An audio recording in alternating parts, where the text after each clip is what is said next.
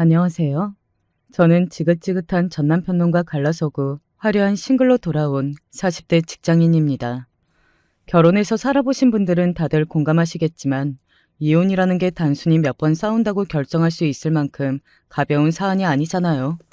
아무리 결혼 생활 중에 갈등이 많았다고 하더라도 실제로 이혼까지 결심할 정도가 되기란 결코 쉽지 않은 일이죠. 그럼에도 이혼에 이르게 된다면 밖에서 보기에 말로 다 할 수 없을 정도로 갖은 일들과 마음고생을 겪었다는 뜻이기도 하겠죠. 저 역시 전 남편과 결혼해서 살면서 속이 뒤집힐 일이 결코 적지 않았습니다.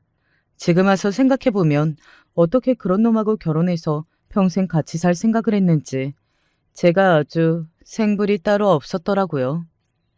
하지만 저도 그렇게 호락호락 당하고 있지만은 않았습니다. 전 남편과 이혼하고 나오면서 그동안 참고 살았던 것들을 시원하게 다 털고 나왔거든요. 저 인간 저렇게 하자 있는 것 알았으면서 나한테 돈까지 받아놓고 입을 싹 닦아? 누구 인생을 망하게 하려고. 그 쓰레기 돈까지 주고 수거해 가겠다고 난리 피운 건 당신이야. 바람 피운 년 주제에 감히 어딜 찾아와서 행패야? 똑같은 것들끼리 잘 살겠다 싶었다. 왜? 네. 그 인간 주제도 모르고 마지막엔 바람까지 피우고 갖은 연병을 다 떨더군요. 마치 천년의 사랑이라도 되는 듯 제 앞에서 주접을 떨던 전 남편과 상간녀에게 시원하게 뒤통수를 때려주고 털고 일어난 제 사연 얘기 지금부터 들려드릴게요. 제가 전 남편과 만나게 된 건 어른들께서 주선하신 선자리를 통해서였습니다. 30대 중반이 넘어가도록 결혼 생각이 없었던 저를 보시고 저러다 결혼 안 하겠다고 할까봐 발을 동동 구르시던 친정엄마 성화를 이기지 못해 나간 자리였죠. 사실 선보러 나가면서도 결혼 생각이라고는 조금 더 없었습니다. 대학 졸업하고 힘든 취업 준비생 시절을 보내면서 원하는 회사에 가기 위해 고군분투했습니다. 애초부터 사회생활 몇 년 하다가 결혼한답시고 직장 관둘 생각은 추호도 없었기에 애초에 사회생활 몇 년 하다가 결혼한답시고 직장 관둘 생각은 추호도 없었기에 제 여생을 함께할 수 있는 좋은 회사에 들어가려고 무지의 애를 썼어요. 저희 부모님은 저랑은 생각이 많이 다른 분이셔서 딸이 적당히 나이 차면 시집가서 애 낳고 사는 걸 당연하게 생각하시는 분이셨습니다. 그 과정에 딸의 자아 실현이나 사회인으로서 탄탄한 경력을 쌓는 일들은 당연히 고려되지 않았죠. 이렇듯 가치관이 충돌할 일이 많다 보니 취업해서 오피스텔 원룸 보증금이 모이자마자 독립을 했습니다. 남들은 제가 다니는 공기업 이름만 대도 딸내미 좋은 직장 다녀 좋으시겠다며 칭찬을 해도 그런 칭찬 들을 때면 으쓱해 하시고는 여자가 직장 오래 다녀 좋을 거 없다는 말을 입에 달고 사시는 부모님이셨습니다. 저 취업한다고 그 고생을 할 때 격려의 말 한 번 제대로 해주신 적이 없으면서 제 노력을 가볍게 여기시는 부모님한테 감정이 좋기가 힘들었죠. 그래서 그동안 선보라는 얘기에도 들은 척도 하지 않았으나 본인들 딴에는 사윗감으로 썩 마음에 드는 자리셨는지 이번에도 선자리 안 나가면 회사까지 쳐들어오겠다는 말에 마지못해 나간 자리였습니다. 애초에 원치도 않은 선자리에 질질 끌려 나간 셈이니 제 표정이 좋을 수가 없었겠죠. 기본적으로 인사치레만 하고 서둘러 나올 작정으로 나간 자리였는데 그 자리에 나온 전 남편은 그런 저를 보며 시종일관 싱글벙글했습니다. 받아들이기에 따라선 어찌되었든 선자리까지 나와서 똥 씹은 표정을 하고 있는 제가 무례하게 보일 수도 있는 일이었어요. 사실 상대방 측에서 비협조적으로 나온다고 해도 감수할 생각이었습니다.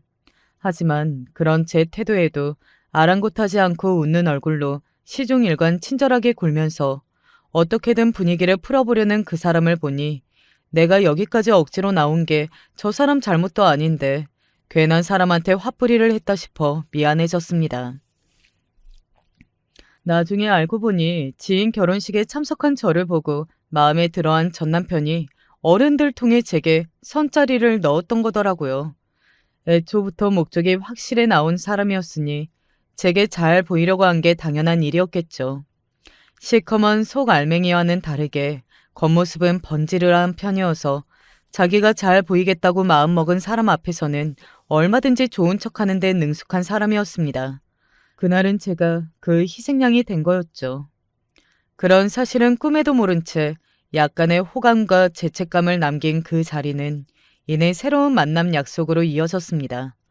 결혼 생활 동안 치고받고 싸우던 것과는 별개로 연애할 때는 제게 지극정성이었던 사람이었기에 당초 제 예상과 다르게 만남은 계속해서 이어졌습니다.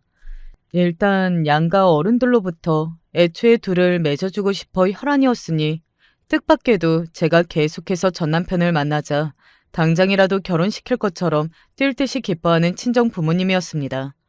당시 전 남편은 캠핑 장비나 서핑 용품 등 레저 사업 관련 장비를 렌탈해주는 사업을 운영하고 있었어요.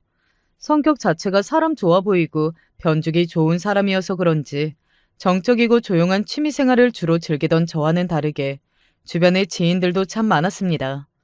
저랑 데이트하면서도 지인들 연락이 끊이질 않았으니 처음부터 저랑 성향이 정반대인 사람이라는 건 알고 있었어요.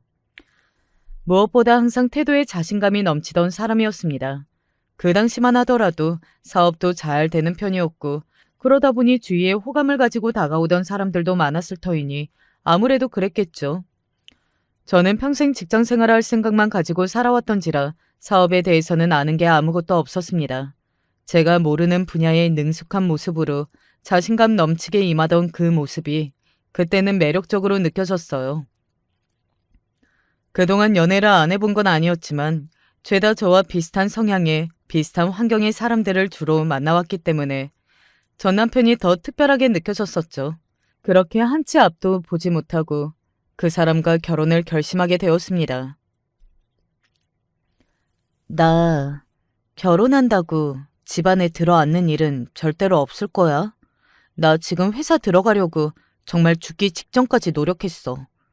결혼했다고 쉽게 관둘 수 있을 만큼 나한테 가벼운 일 절대 아니야. 이것만큼은 무슨 일이 있어도 양보 못하니까 당신도 확실히 알아뒀으면 좋겠어. 그럼. 나 당신 일하는 거 좋아. 내 친구들도 어떻게 그렇게 능력 있는 와이프를 다 만났냐면서 얼마나 부러워하는데. 그런 걸로는 하나도 걱정할 필요 없으니까 자기는 지금처럼 쭉 직장 생활하면 돼. 지금이랑 바뀔 거 없어. 괜한 노파심에 확실하게 못을 받는 제 말에도 전 남편은 그저 입이 귀에 걸리게 웃으며 제 말에 동조했습니다. 사실 제가 저렇게 날카롭게 강하게 말을 한 데는 다 이유가 있었어요. 저희가 결혼했다고 의사를 밝히자마자 제 친정 부모님이 또다시 제 직장 문제를 걸고 넘어졌거든요. 너 지금 나이가 적은 것도 아니고 결혼하면 바로 아이부터 가져야 할 텐데 회사가 다 뭔 소리야. 자연 임신 안 되면 바로 시험관 해야 하는데 그게 직장 다니면서 할 수 있을 정도로 수월치가 않다더라. 결혼하면 회사 정리하고 바로 임신 준비부터 해. 내가 무슨 가축이야? 자연 임신을 하든 시험관을 하든 그건 내가 결정할 문제지. 나한테 무슨 손자 맡겨놨어? 너 그게 무슨 말버릇이야? 네 엄마 말 틀린 거 하나 없다. 여자가 직장 다녀봤자 뭐 얼마나 다닌다고. 어차피 애 생기면 집에 들어앉아 애 키울 생각을 해야지. 제발 입 좀 다물어요. 나 대학 갈 때도 여자애가 좋은 대학 나와 어디 쓰냐며 학비 한 푼 안 보내줘서 내내 고생하며 학비 벌어다니고 그 좋은 직장 취직할 때도 부모라고 뭐 하나 해준 거 없었으면서 내 인생에 하나 도움된 거 없으면서 무슨 자격으로 내 노력에 대해서 함부로 말해요? 내 직장 문제로 한 번만 더 입대면 그땐 나 정말 더는 엄마 아빠 얼굴 안 봐요. 딸 자식 결혼식장에 들어오지도 못하게 쫓겨나고 싶지 않으면 두 번 다시 그런 소리 꺼내지 마. 부모한테 저렇게 그렇다고 하느냐고 저를 매몰차다고 생각하실지도 모르겠어요. 하지만 저보다 못한 대학 다니면서도 부모님한테 학비는 물론이고 용돈까지 받아다니던 오빠와 저를 비교하면 제 입장에서는 저 정도는 양반이었습니다. 어차피 친정 부모님이라도 애틋한 마음 같은 건 남아있지도 않았습니다. 제가 벌어서 처음 독립해 나갈 때도 전 남편과의 결혼을 결심했을 때도 사실상 저한테는 저 두 분으로부터의 탈출이나 다름없었습니다. 그만큼 제가 심리적으로 많이 몰려있기도 했고요. 만약 다른 사람들처럼 자식의 결정에 아낌없이 지원을 쏟아주시는 자상한 부모님 밑에서 자랐더라면 저런 반도피성 결혼을 선택했을까 싶어 이혼 후에도 친정 부모님에게는 원망스러운 마음이 들었습니다. 하지만 이렇게 태어나는 게 제 운명이라면 이제와 일어난 일들을 돌이킬 수는 없고 뭐 어쩌겠어요. 어찌되었든 이런 크고 작은 잡음을 겪으면서 저희는 결혼을 하게 되었습니다. 처음에는 신혼집을 전 남편이 해왔습니다. 한창 사업이 잘 되던 때여서 자금 여유가 좀 있기도 했고 평소에도 워낙 과시하는 걸 즐기는 사람이기도 했어요. 결혼할 때 신혼집만큼 신부에게 떵떵거릴 수 있는 게 없잖아요. 신혼집은 제가 당초에 예상하지 못한 생각지도 못할 정도로 평수가 큰 서울 도심의 아파트였습니다.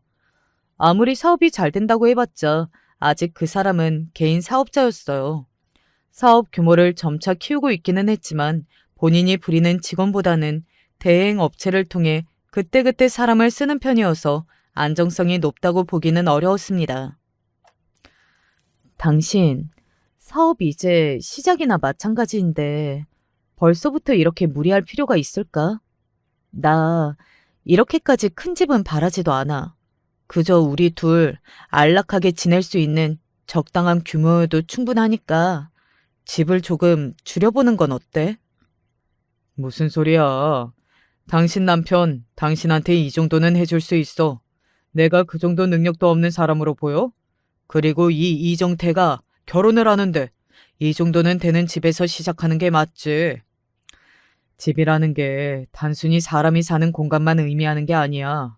자기야, 이게 다 남들 보기에는 평가의 대상이 된다고. 어떤 수준의 집에 사느냐에 따라 저 사람이 능력치가 얼마나 되는지를 평가한다고.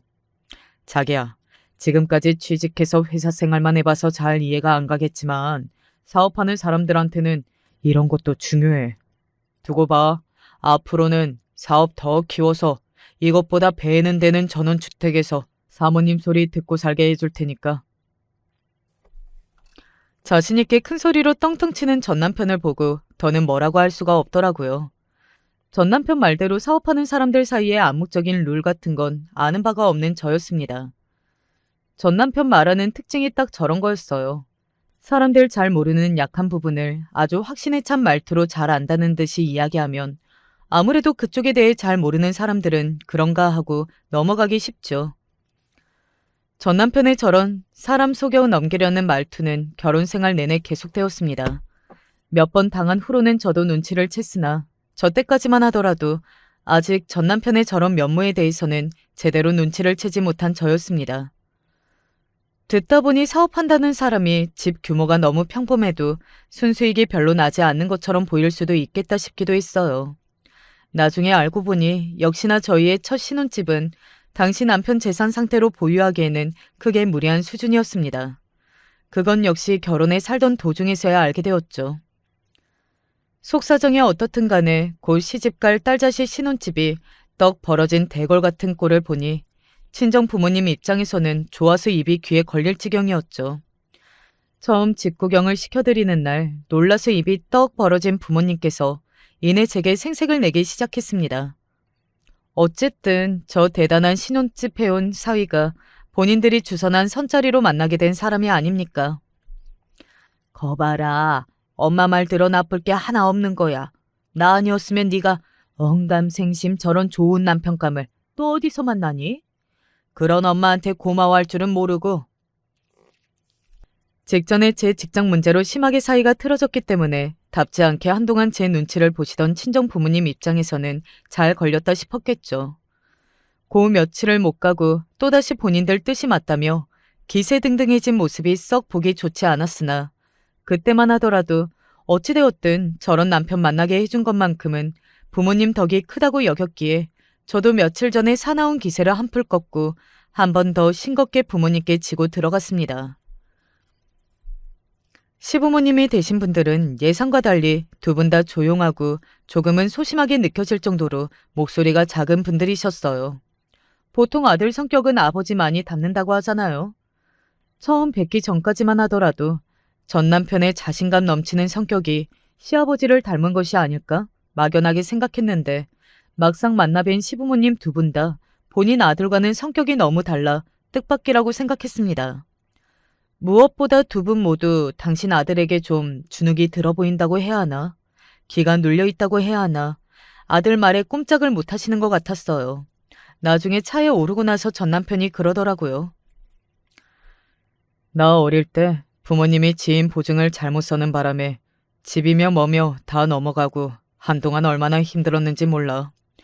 소심하게 푼돈 가지고 벌벌 떠시던 양반들이 무슨 바람이 들어서 보증을 다 서셨는지. 하나 있는 아들 고생이란 고생은 다 시키고 내 앞에서 할 말이 없으실 만도 하지. 그래도 남자가 됐으면 좀 대범하게 사업이라도 하던가 상황을 반전시킬 만한 노력이라도 해봐야 하는데 평생 남 밑에서 푼돈 벌면서 기 한 번 못 펴고 내가 잘된 덕엔 본인들도 고생해서 좀 벗어나셨으니 아무래도 내 말이라면 별 말씀 못 하시지. 어릴 적부터 부모님이 돈 사고를 치셔서 고생했다니 안 됐다 싶긴 했지만 저 역시 남 밑에서 푼돈 버는 입장으로서는 그 말은 좀 듣기가 그렇더라고요. 그때부터 성실하게 차곡차곡 돈 버는 사람들 무시하고 일확천금을 꿈꾸는 그 허무맹랑한 성정을 알아봤어야 했는데 저 역시 부모님에 대한 원망을 평생 품고 살아왔기에 그때는 그저 얼마나 부모님에 대한 원망이 크면 저럴까 하고 넘기고 말았던 것이 그저 한스러울 뿐입니다.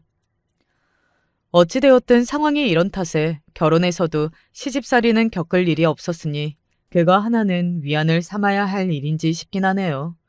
본인 아들 어려워하시는 것만큼 본인 며느리 또한 어렵게 생각하시는 시부모님이셨으니까요. 그저 본인 딸 우습게 알고 남의 자식인 사위만 떠받드는 저희 친정 부모님보다야 나은 분들이라고 생각했습니다. 결혼하고 나서도 전 남편 사업은 한동안 호황을 이뤘습니다. 워낙 잠시도 집에 가만히 붙어있지를 못하는 사람이었기에 끊임없이 지인들로부터 새로운 사업체며 사업가들을 잘도 소개받는 사람이었어요. 항상 바쁜 사람과 살다 보니 비교적 출퇴근이 일정한 제가 집에 혼자 머무는 시간도 길어졌습니다. 남들은 결혼하고 신혼생활하면서 부부 둘이 찰싹 붙어서 그렇게나 깨가 쏟아진다는데 항상 밤이 늦어서야 잠깐 잠만 자고 나가는 남자랑 같이 살려고 드니 결혼 전 혼자 자취할 때보다 외로움을 느끼는 일이 잦아졌습니다. 하지만 애초에 저런 사람이라는 걸 모르고 결혼한 것도 아니고 자기 딴에는 사업 잘 일으켜보겠다고 이리저리 애를 쓰고 있다고 생각했으니 그런 서운함을 토로하기도 쉽지 않았죠. 한 가지 이상했던 점은 전 남편은 그렇게 사람 좋아하면서도 자기 지인들을 집으로 초대하는 경우는 전혀 없었습니다. 결혼한 지 얼마 안 되어서 집들이를 하려고 했을 때도 전 남편은 극구 집들이 하겠다는 저를 말리는 거예요. 요새 세상에 촌스럽게 무슨 집들이식이나 그런 거 하면 결국 고생하는 건 당신인데 나 내 마누라 그렇게 고생시키기 싫어. 그리고 나가면 항상 보는 사람들인데 굳이 뭘 또 여기까지 불러서 대접을 해. 그래도 우리가 결혼한 걸 모르시는 것도 아니고 당신 주변에서도 말이 나올 텐데 한번 초대해서 대접하는 게 낫지 않겠어? 아냐. 나 아는 지인들이 어디 한둘도 아니고 그 사람들 다 챙겼다가는 당신 정말로 허리 나가. 당신이 정 그렇게 마음이 쓰이면 내 지인들은 내가 알아서 할 테니까 당신 지인들만 몇몇 초대해서 조촐하게 하고 지나가자. 응? 사실 제 지인들이라고 해봤자 학창시절 친구 몇이랑 대학 동기 몇, 가깝게 지내는 직장 동료 몇이 전부였기에 제 지인들 집들이는 크게 어려울 일이 없었어요. 전 남편한테 얘기하면서도 전 남편 지인들 불러다 집들이 하면 몸살은 예약이겠구나 싶었기에 걱정은 됐었죠. 하지만 너 시집가 놓고 대체 집들이는 언제 하냐며 성화인 제 친구들을 보면서 전 남편이라고 저런 닭달 안 들을 리가 없을 텐데 싶었거든요. 저보다 아는 사람이라면 수십 배는 될 사람이니 저보다 더하면 더했지 덜하지는 않았을 텐데요. 제 지인들 초대해놓고 전 남편 지인들만 쏙 빼는 건 경우가 아니다 싶어 몇 번 더 공유를 해보았지만 그때마다 전 남편 반응은 변함이 없었습니다. 정말로 괜히 저한테 미안해서 하는 소리가 아니라 집들이를 하고 싶어 하지 않은 것 같더라고요. 저렇게까지 극구 사양인데 강제로 집들이 하자고 할 수도 없고 결국 제 지인들만 몇 모아 조촐한 식사 자리를 가지는 것으로 신혼집 집들이는 마무리되었죠. 지금 와서 생각해보면 애초에 저한테 본인 지인들을 소개해주는 것을 꺼렸던 게 아닌가 싶어요.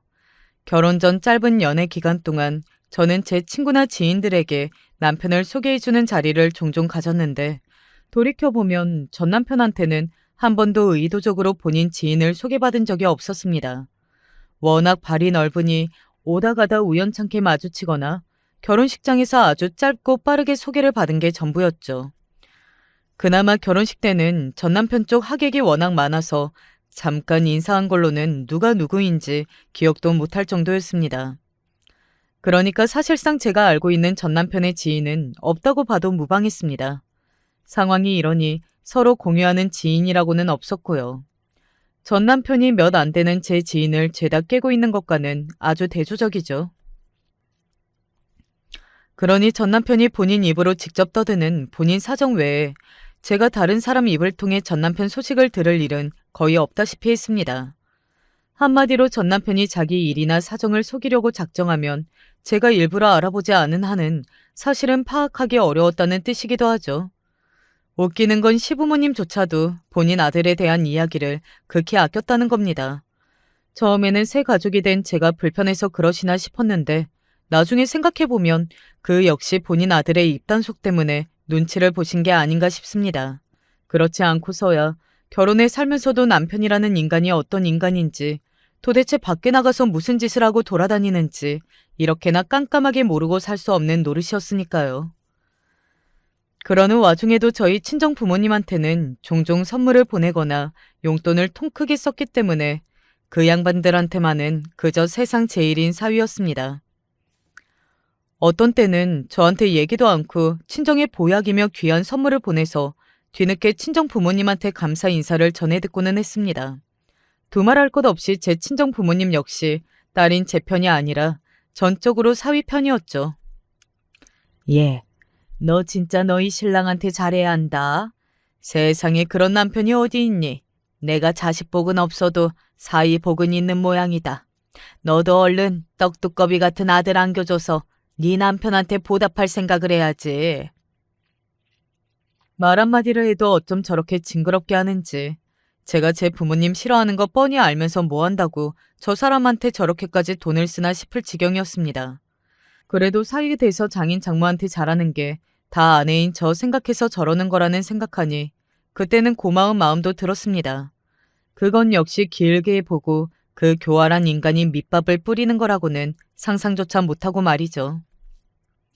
친정 부모님의 징글징글한 바람과는 다르게 결혼하고 몇 년이 흐르도록 아이는 들어서지 않았습니다. 애초에 여유롭게 얼굴 볼 시간이 넉넉치 않았던 바쁜 전 남편이었으니 그게 그리 놀라운 일은 아니었습니다. 이상하게 결혼 후에 결혼 전보다 더 혼자 남겨지는 시간이 많은 것 같다는 생각은 그저 제 착각이 아니었어요. 결혼 전에는 그 바쁜 와중에도 어떻게든 제 얼굴 한번 더 보겠다고 시간을 빼서 매일 저를 찾아오던 사람이 결혼 후에는 제 집에 얌전히 머물고 있는 사람한테도 시간을 더 안 썼으니 당연한 일 아니겠습니까? 이혼 후에야 알게 된 사실이었으나 그때 그 외로운 마음이 쌓여 우울증이 되었다는 건 나중에 정신과 상담을 통해 알게 되었습니다. 그나마 다행인 건 징그럽게도 손자 타령을 하며 보채던 친정 부모님과는 달리 시댁에서는 아이에 관해 일절 말이 없었다는 겁니다. 그건 역시 며느리인 제 입장에서는 무언의 압박처럼 느껴지기도 해서 신경이 전혀 쓰이지 않는 것은 아니었지만 그래도 대놓고 뭐라고 하는 것보다는 훨씬 나으니까요. 전 남편 역시 그런 쪽으로 저에게 압박한 적이 없고요. 결혼할 때의 약속과 같이 제가 회사 계속 다니는 것에 대해서만큼은 일절 손을 대지 않은 사람이었습니다. 생각보다 외로운 결혼 생활이었음에도 애초에 그 약속만큼은 끝까지 지켜준다는 점에서 그래도 내가 믿을 만한 사람과 결혼했다는 생각이었죠. 생각해보니 전 남편 사업이 삐걱거리기 시작했던 시점 역시 그 무렵이 아닌가 싶어요. 늘 바쁘긴 했어도 항상 활기차던 그 사람 얼굴에 그늘이 드리워지기 시작했습니다. 술을 워낙 좋아해서 만취해서 들어올 때가 많았지만 술버릇이 나쁘거나 한 사람은 아니었기에 늘 기분 좋게 거나하게 취한 모습이었죠. 술을 마시고 어두운 표정을 하며 집에 들어온 적이 없었던 사람이었기 때문에 밖에서 무슨 일이 있어도 단단히 있었다는 걸 쉽게 눈치챌 수 있었습니다. 여보, 요즘 밖에서 무슨 일 있어? 당신 요즘 많이 힘든 것 같아. 일은 무슨, 아무 일도 없어. 당신은 바깥 일은 신경 쓸 거 하나도 없으니까 괜한 걱정할 필요 없어. 숙취로 골골대는 전남편에게 꿀물을 타다 주며 걱정스레 묻는 말에도 전남편에게 돌아오는 말은 항상 같았습니다. 제 딴에는 걱정해서 한 말이었는데 아무래도 저 걱정 안 시키려고 한 말이었다지만 부부로 살 맞대고 살면서 자기 일 신경 쓰지 말라는 말만 반복하는 그 사람한테 서운한 마음이 안 들 수가 없었어요. 하지만 그 사람이 얘기해 준다 한들 사업에 도움 될 만한 사람도 아닌 제가 할 수 있는 일도 없었겠죠. 그렇게 생각하니 제 존재가 그 사람한테 도움이 안 되는 것 같아 괜히 더 우울해졌습니다. 여전히 전 남편 상황이 어떤지는 저로서는 오리무중이었습니다. 그래서 갑작스럽게 집안에 차 앞 빨간 딱지가 붙게 된 날은 정말로 기절 초풍할 뻔했습니다. 그 사람 표정이 저리 안 좋으니 사업에 뭔가 문제가 생겼나 하는 생각을 안 해본 건 아니었으나 그렇다고 이렇게까지 상황이 안 좋을 거라고는 상상도 못했거든요. 늘 집에 혼자 있을 때가 많은 저였으니 구두발로 제 집안을 밟고 휘젓고 다니는 장정들이 들이닥쳤을 때도 저는 그 꼴을 혼자 감당해야 했어요. 도대체 지금 저희 집에서 뭐 하시는 거예요? 뭔가 착오가 있었을 거예요. 여기 서류 보시면 아시겠지만 저희는 절차대로 집행하는 것뿐이에요. 남편분에게 말씀 못 들으셨어요? 관계자가 건넨 서류에는 저희가 살고 있던 신혼집이 경매로 넘어가게 되었다는 사실과 채무 이행이 더 미뤄지면 전 남편이 신용불량자로 등재된다고 적혀 있었어요. 사업 잘하던 사람이 한순간에 집 넘어간 것도 부족해 신용불량자까지 된다니 대체 이게 무슨 일인가 싶어 눈앞의 일이 그저 혼란스럽기만 했습니다. 저 혼자 그 일을 당하고 있는데 아무리 연락해봐도 그 사람과 통화가 되질 않아 속이 새까맣게 타들어갔습니다. 그렇게 온 집안을 구둣발로 휘젓고 난 뒤 엉망이 된 집에 혼자 망연자실하게 주저앉아 있는데 자정이 넘어서야 전 남편이 술 냄새를 풍기면서 비척비척 집으로 기어 들어왔습니다. 그 긴 시간 동안 그 초라한 곳에 홀로 남겨져서 저는 생각했습니다. 처음엔 이런 곳에 저 혼자 남겨둔 전 남편을 가만두지 않으리라. 대체 아내인 나를 뭐라 생각했기에 이 지경이 되도록 이런 방구도 없을 수가 있는지 그 사람이 괘씸해 견딜 수가 없었습니다. 하지만 차츰 시간이 지날수록 머리가 차가워졌습니다. 어찌되었든 신혼집은 전 남편의 명의였고 마지막에 일이 되기는 했지만 제 주변에 언감생심 이런 집에서 어찌되었든 그간 호강하고 살 수 있었던 건 그 사람 덕이라고 생각했으니까요. 이제 와서 이곳을 빼앗기게 되었다고 한들 이 집이 진심으로 제 것이라 생각하지는 않았던 모양이에요. 거기까지 생각이 미치자 어떻게 되었든 이곳에 나를 홀로 두지 않고 그 사람이 얼른 들어와 줬으면 싶었습니다. 그동안 우리 사이에 대화가 너무 없었구나. 그러니 부부 사이의 대화를 통해 해결하면 될 거라고 마음을 달래고 또 달랬어요. 막상 집에 돌아온 전 남편 얼굴에 상심이 가득한 걸 보니 뭐라 쏘아 붙일 수도 없었죠. 아무 말도 못하고 그저 자기를 멍하니 쳐다보는 저를 보고는 그 사람이 제 앞에 털썩 주저앉았습니다. 여보, 미안해. 내가 어떻게든 당신 알기 전에 내 힘으로 수습하고 싶었는데 도저히 막을 수가 없었어. 평생 사모님으로 떵떵거리고 살 수 있게 해주겠다고 그렇게 큰 소리를 쳤는데 이런 꼴까지 보게 만들어서 정말 미안해. 그래요. 자기라고 이렇게 되고 싶어 그랬겠습니까? 그렇게 생각하니 저 사람이 측은하게 느껴지더군요. 그렇게 자부심 넘쳐하던 사업이 그리 됐는데 속이 쓰려도 저 사람 속이 배는 더 쓰리겠지 싶었어요. 어찌되었든 부부가 아닙니까? 그 쓰린 속 내가 안아주지 않으면 누가 안아주랴. 다른 말 안 하고 그저 저 사람을 감싸줘야겠다고 생각했습니다. 괜찮아. 괜찮아, 여보. 이 집 아니라도 우리 둘 살 곳 하나 없겠어? 나 처음부터 당신한테 이런 큰 집 굳이 필요하지 않다고 그랬잖아. 내가 당신한테 바라는 건 그저 앞으로는 나한테 숨김없이 다 말해주는 거. 그거 하나뿐이야. 원망도 하지 않고 담담하게 말하는 저를 보더니 설움이 복받쳤는지 그 사람이 울음을 터뜨리며 저를 끌어안고 한참을 울었습니다. 그렇게 저희는 저희 신혼생활을 보냈던 화려한 신혼집에서 떠나게 되었죠. 결혼하고 제가 번 돈은 쓰지 않고 버는 족족 차곡차곡 다 모아두었기 때문에 신혼집처럼 으리으리한 곳은 아니라 하더라도 평범한 가정집 전세 정도는 제 힘으로도 충분히 해결할 수 있었어요. 하지만 그렇다고 당장 전셋집에 다음날 입주할 수는 없었으니 당분간 시댁에서 신세를 지게 되었습니다. 오밤중에 갑자기 들이닥친 아들 부부를 보고 시부모님들은 놀란 기색이셨으나 묻지도 않고 방 한 칸을 내어주셨어요. 그 와중에도 이상했던 건 신세지러 온 아들 부부에게 도리어 눈치를 보는 듯한 시부모님의 태도였습니다. 특히나 며느리인 제 앞에서 고개도 제대로 들지 못하는 모습은 아무리 생각해도 이상했습니다.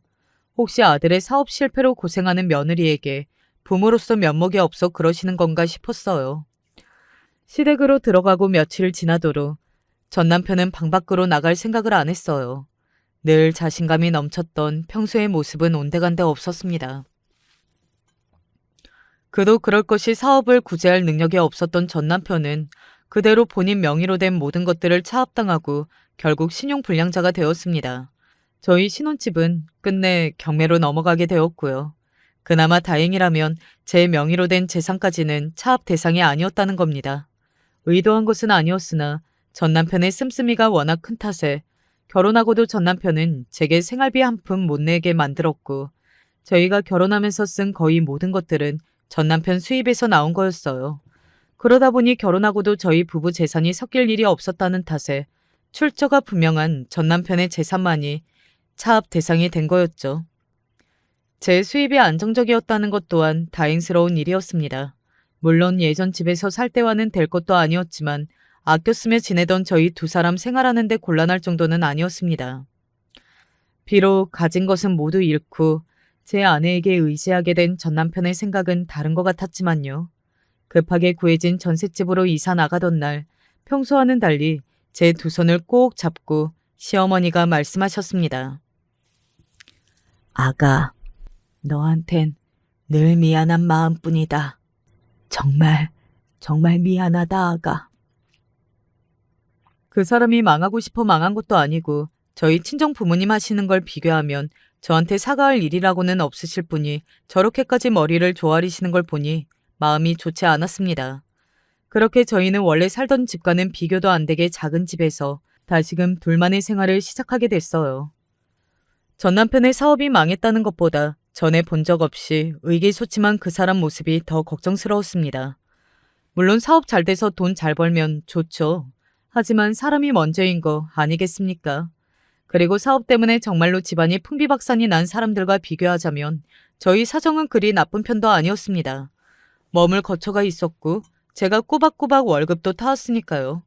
비록 그 사람은 신용불량자가 되었으나 아직 저희 둘 나이도 젊었으니 서로 합심하면 얼마든지 다시 일어설 수 있다고 생각했어요.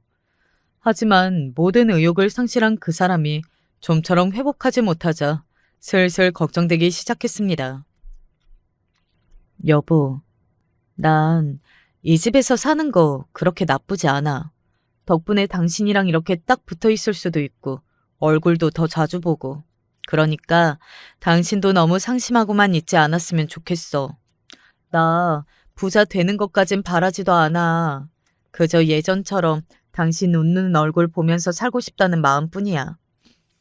그래서 말인데 취업까지는 바라지도 않으니까 몇 시간이나마 파트타임으로 일할 수 있는 자리라도 한번 알아보면 어떨까? 집에만 있는 것보다는 조금씩이라도 바깥 생활 시작하다 보면 당신도 환기가 좀 될 것 같은데.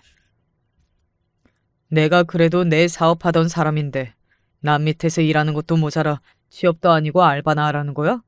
그런 푼돈 벌자고 내 자존심까지 다 내팽개치면서 밑바닥으로 떨어지는 거 실감이라도 하라고? 그리고 이 집이 마음에 든다고? 당신 마음에도 없는 소리 하지 마.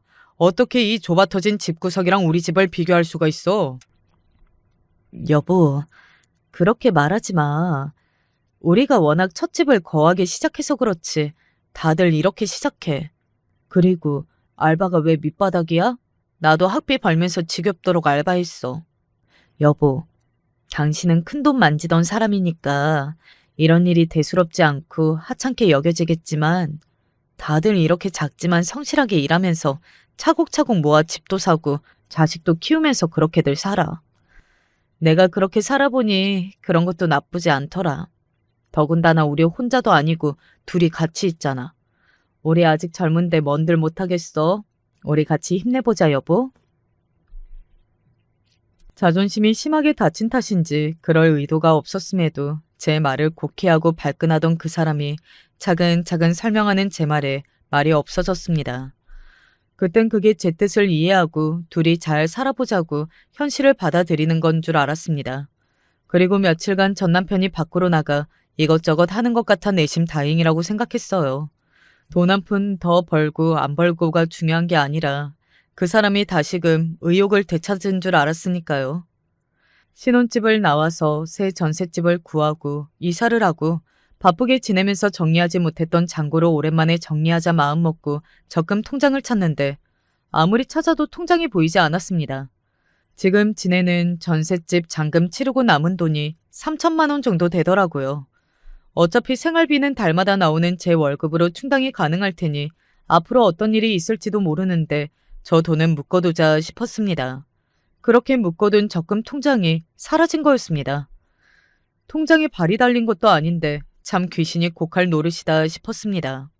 하지만 종이 통장 없다고 잔고 못 보는 시대도 아니고 인터넷 뱅킹으로 계좌를 확인하려고 열어봤더니 아예 제 적금 통장이 없는 계좌로 뜨는 거예요. 처음 통장을 찾을 때도 당황하지 않았는데 그때는 당황해서 제대로 된 사고가 안 되더라고요. 어떻게 3천이나 되는 돈이 한순간에 증발할 수가 있습니까? 혹시 은행 앱이 오류가 났나 싶어 여러 번 끄고 켜길 반복해도 결과는 같았습니다. 결국 은행을 찾을 수밖에 없었죠. 이영유 씨, 계좌 6일 전에 해지되셨고요. 대리인이신 배우자 이정태 씨께서 위임장 가져오셔서 해지 및 출금 처리되셨네요. 네? 거기까지 쫓아가면서도 전 남편이 제 적금을 깨서 들고 갔으리라고는 생각조차 못했기에 망치로 머리를 얻어맞은 기분이었습니다. 아니, 어떻게 저한테 말 한마디 없이 제 적금을 깰 수가 있습니까? 이제 저희한테 남은 여윳돈이라고는 그게 전부인데요. 그날 해가 지고도 한참을 밖에서 돌아다니던 전 남편이 집으로 돌아오자마자 붙들고 물었어요. 신혼집에 압류 딱지가 붙고 아무것도 모른 채 그 꼴을 당할 때보다도 그날이 더 화가 났습니다. 이제 제게 숨기는 건 없기로 약속했잖아요. 제가 그 사람한테 바란 건 그게 전부인데 그게 그렇게 어려운 일입니까? 당신, 우리 적금 깼어? 벌써 알아차릴 줄은 몰랐던지 전 남편이 흠칫하더군요. 그러나 이내 침착한 표정으로 돌아오더니 제게 말했습니다. 내가 필요해서 좀 꺼냈었어. 무슨 몰래 적금 깼다는 집 앞 편의점 다녀왔다는 소리처럼 아는 그 인간을 보니 기가 막혔습니다. 어디 있었는데? 도대체 어디 있었길래 나한테 한마디 없이 적금을 깨? 잠시 머뭇거리던 그 사람이 하는 말에 그야말로 제 꼭지가 도는 줄 알았습니다. 내가 아는 업장이 있는데 거기 확률이 그렇게 높다잖아. 당신 원금은 책임지고 찾아줄 테니까 당신은 조금만 기다리면 돼. 그러니까 이 인간이 불법 사설 도박장에 우리 적금까지 깨서 들고 갔다는 겁니다. 저 사람이 도박을 하고 있을 거라고는 꿈에도 생각 못했기에 배신감에 뒤로 넘어갈 지경이었습니다. 저는 어떻게든 잘 살아보겠다고 아등바등 용을 쓰는데 어떻게 제 돈을 그렇게 쉽게 길바닥에 내버릴 수가 있어요? 당장 내 돈 찾아와. 원금에서 10원 한 장이라도 빠지는 날에는 당장 당신이랑 이혼이니까 그런 줄 알아. 제가 그렇게 미친년처럼 화내는 건 본 적이 없어 홍비백산한 놈이 집 밖으로 뛰쳐나갔습니다. 그냥 하는 소리가 아니라 다른 건 몰라도 여자랑 도박은 절대 눈 감아줄 생각이 없는 저였어요. 손목을 끊어내도 못 끊는 게 도박이라는데 아무리 상심이 컸다고 한들 어떻게 도박에 손을 댈 수가 있는지 분노에 온몸이 부들부들 떨렸습니다. 그날 거의 새벽녘이 되어서야 돌아온 그 사람 손에 들린 건 겨우 1,000만 원뿐이었어요. 적금 깬 지 고작 일주일도 안 되어서 벌써 2,000만 원이 넘게 도박으로 날린 셈입니다. 거의 제 연봉 절반에 가까운 돈이 그렇게 허무하게 날아갈 수 있다니 억울함에 눈물이 삐질삐질 새어나왔습니다. 그런 제 꼴을 보고 어쩔 줄 모르던 놈이 주절주절 짓거리기 시작했습니다. 이건 갑자기 돈 빼오느라 그런 거고 금방 원금 회수할 수 있어. 이게 다 아는 사람끼리 아름아름 하는 거라 절대 이룰 수가 없는 구조라니까. 그리고 나 당신이 바라던 대로 일자리도 구했어. 아는 지인 통해 사업 도와주기로 해서 월급도 제법 나올 거야. 우리 잃은 돈 다시 찾는 거 일도 아니야. 울지 마, 여보. 이제 저한테는 돈이 문제가 아니었어요. 도박하는 놈을 뭘 믿고 평생을 같이 삽니까? 저 사람이 전 재산을 잃었을 때도 이렇게 상심하진 않았어요. 부부는 허물도 같이 안고 사는 거라 생각하고 저 사람을 감쌌는데 이제는 저 사람이 평생을 함께해도 되는 사람인지조차 확신이 들지 않았습니다. 당신, 이게 처음이야? 뭐? 도박한 게 이번이 처음이냐고. 그러자 주절주절 떠들어대던 입이 대번에 대물렸습니다. 그럼 그렇죠. 도박 한 번만 하는 놈이 세상에 어디 있겠습니까? 전 남편 반응에 심장이 땅 밑으로 꺼지는 것 같았습니다. 그렇게 아무 말도 없이 안방으로 들어가 버렸어요. 그 사람 얼굴을 보고 싶지가 않았습니다. 그렇게 저희 부부의 냉랭한 생활이 시작되었습니다. 취직을 했다는 말은 거짓이 아닌지 같은 시간에 그 사람이 꼬박꼬박 집을 나섰지만 배웅해줄 생각은 들지 않았습니다. 저는 심각하게 이혼을 고려 중이었습니다. 그 일이 있고 나서 시어머니께 찾아갔어요. 물증은 없었으나 평소 지나치게 제게 저자세이던 게 전 남편의 도박과 아주 관계없는 일이 아니라는 생각이 들었습니다. 아니나 다를까 그 인간이 제 적금까지 깨서 도박장에 갖다 바쳤다는 말에 시어머니 안색이 새하얗게 질렸습니다. 걔가 고등학교 다닐 때에도 자기 알바한 돈으로 도박을 하길래 어떻게든 말려보려고 했는데 해준 거 하나 없는 어미이다 보니 어미 말을 들어먹질 않아서 자식한테 빌부터 겨우 사람 사는 꼴이 되었으니 부모 말이 얼마나 하찮았겠어. 그래도 사업 잘 되면서부터는 도박은 딱 끄는 줄 알았는데 다시 거기 손을 댈 줄은. 아가, 내가 이렇게 빌게. 불쌍한 우리 아들, 제발 한 번만 용서해줘. 내가 이렇게 빌게. 이걸 다 알고도 온 가족이 합심해 저를 속였다고 생각하니 제 앞에서 무릎 꿇은 시어머니도 그저 가증스럽게 보였습니다. 제게 비는 시어머니에게 대꾸도 않고 그 자리를 뜨면서 애초에 나는 그 사람에 대해 아무것도 아는 게 없었구나 싶었어요. 그 사람 사업이 망했을 때도 그 사람에 대한 마음은 식지 않았었는데 이렇게 순식간에 마음이 식어버릴 수도 있다는 게 스스로도 놀라울 지경이었습니다. 그 후로 몇 달간은 그 사람과 방도 따로 쓰고 가급적 집에서 마주치지 않으려고 노력했습니다. 처음에는 제 눈치를 보던 그 사람도 제 냉랭한 태도가 지속되자 발끈했는지 더는 제 마음을 품어줄 노력조차 하지 않았죠.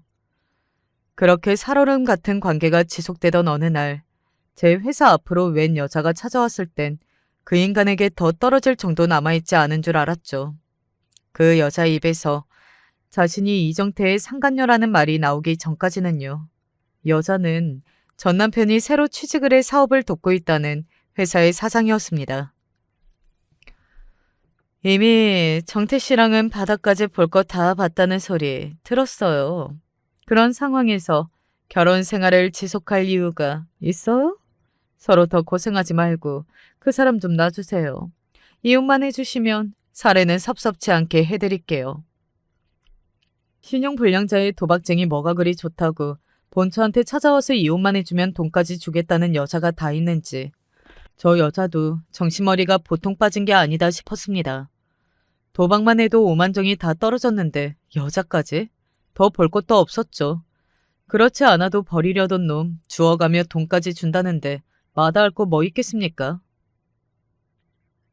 너, 네 회사 사장이랑 바람났다며. 참, 제주도 좋다. 불륜 소식에도 하는커녕 냉소를 짓는 저를 보며 놈이 제 눈도 마주치지 못했습니다.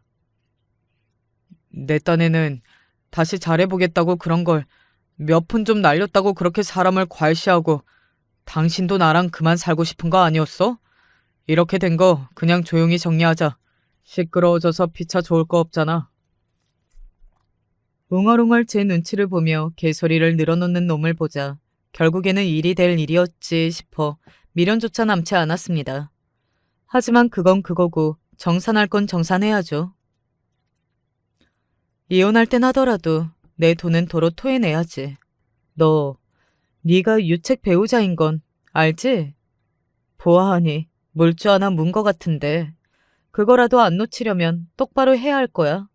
너랑 그년 불륜이라고 온 동네방네 폭로하는 날에는 그 여자라고 안 떨어져 나가겠어? 제 비웃음에 사색이 된 놈 표정을 보니 저런 놈 진작 안 버리는 게 후회스러울 지경이었어요. 하지만 이왕이면 저놈이든 그 여사장이든 뜯어낼 거 많은 지금 이 타이밍이 온 것 또한 천운이다 싶었습니다. 돈 나올 구석도 없으면서 어디서 사채라도 쓴 모양인지 며칠 만에 뚝딱 돈 5천만 원을 해온 놈을 보고 혀를 끌끌 찼습니다. 이렇게 쉽게 돈 만들어 올 수 있었으면서 제 적금께서 쓴 건 지금까지 입을 싹 닦았다 이거죠. 놈통에서 긁어낼 수 있는 돈이라는 돈은 다 긁어내겠다고 다짐했죠.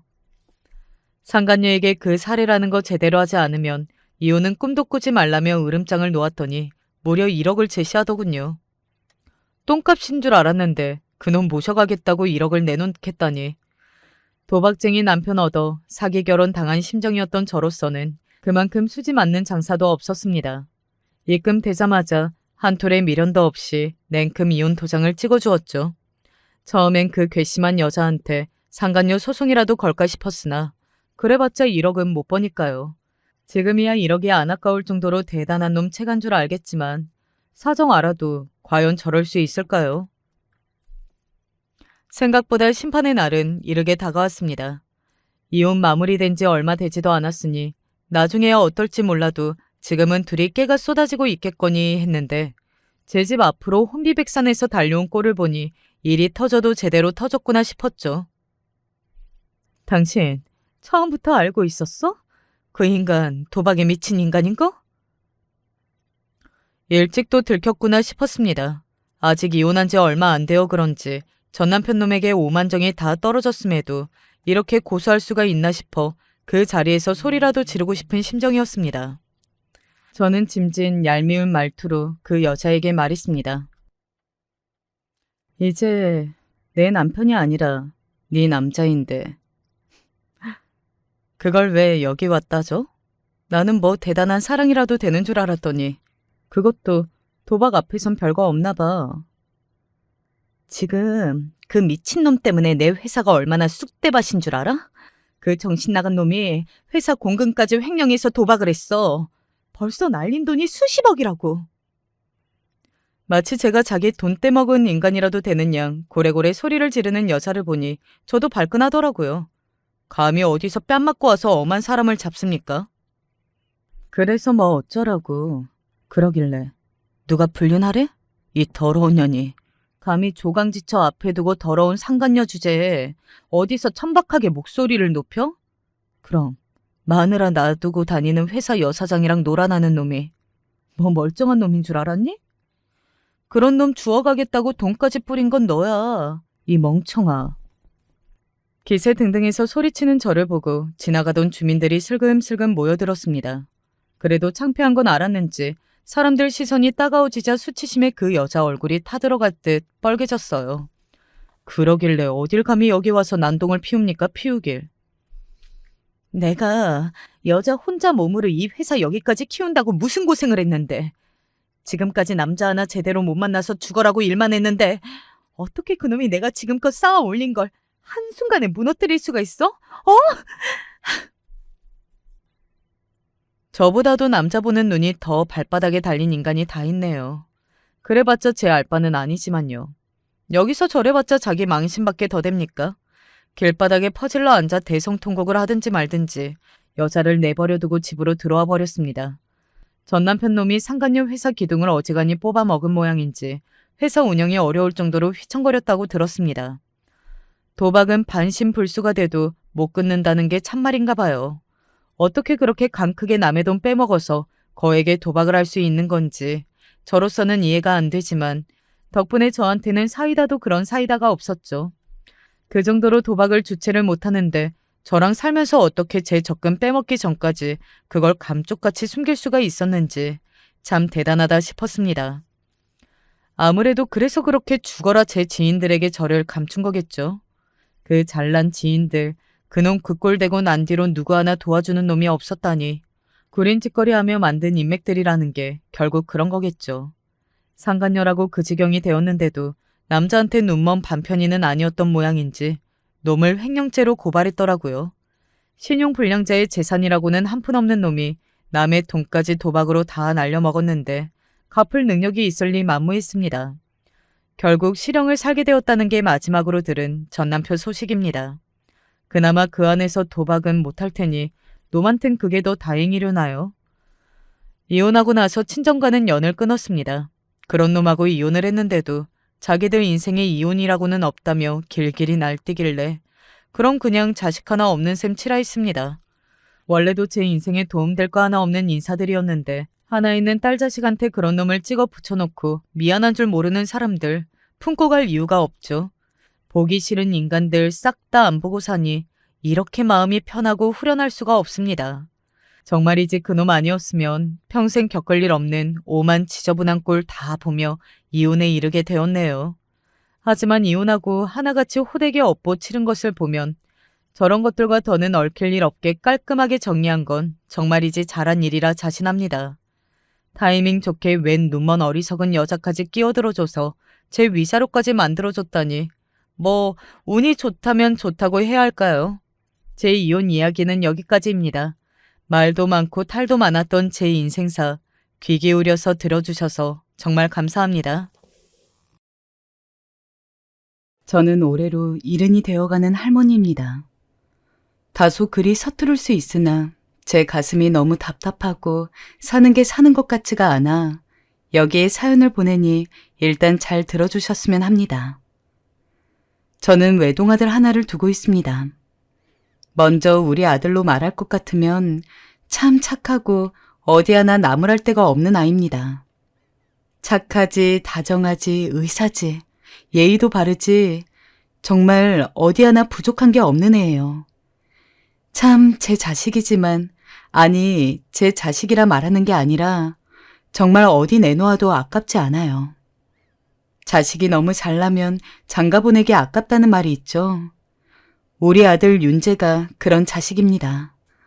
엄마에겐 어찌나 살가운지 명절이 아니더라도 제가 다리가 아프다 하면 안마기를 사오고 해마다 영양제를 챙겨오고 건강검진을 받았는지 확인하죠.